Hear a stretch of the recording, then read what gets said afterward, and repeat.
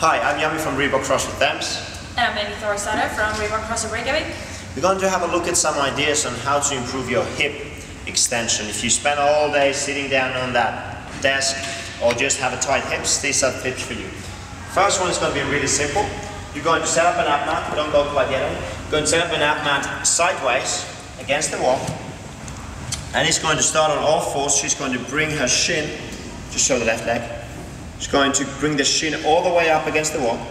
And now if and it's very flexible, so she can just bring the opposite foot directly forwards.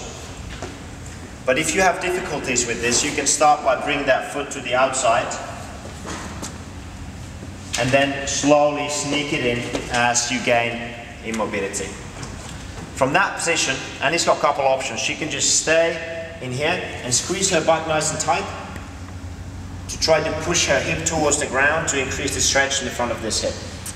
She can also use this front knee as a tool, and she can do circles going from the inside out to kind of have more variable, more dynamic stretch in here. Once you get some capacity to do this one, you can then bring yourself upright, maintaining a tight midline, your hands on the knees.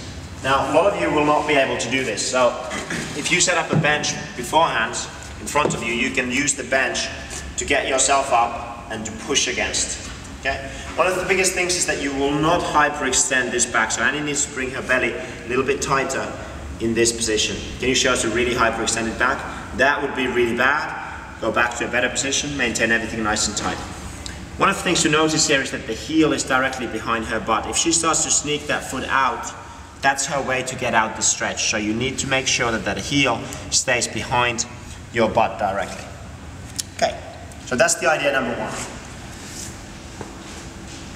Easy to get out. Idea number two, and you can set up this bench against the wall. She's going to bring her foot up just like she did previously. Shin against the wall. She's going to bring that front foot as far forward as she can. There we go. Now she's going to try to press this hip towards the bench. She can even try to lay flat on the bench if she can and get as close to it as possible. Now this is not going to be, again, possible for most of you, so go ahead and come back to your forearms. In this position, again, important that you keep your midline nice and tight. You can squeeze your butt tight to push the hip towards the ground. And you can also bring yourself more upright, keeping the belly tight, to focus maybe more on that rectus femoris instead of the iliopsoas. So if you're lying on flat, you're probably focusing more on this area. If you're coming a little bit more upright, you're going to feel the stretch more on your thigh. Good. In that position, one final thing is that Annie can show us some movement, hip side to side, or forward backwards. Okay, again, you can make the stretch more dynamic that way. And step out.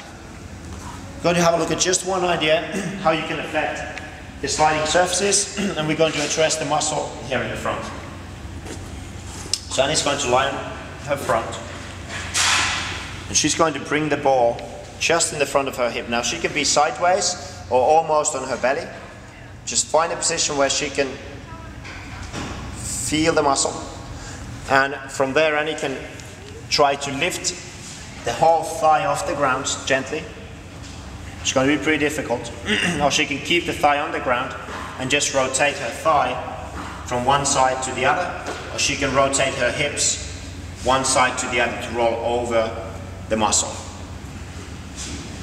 Okay, that's it for the hip extension.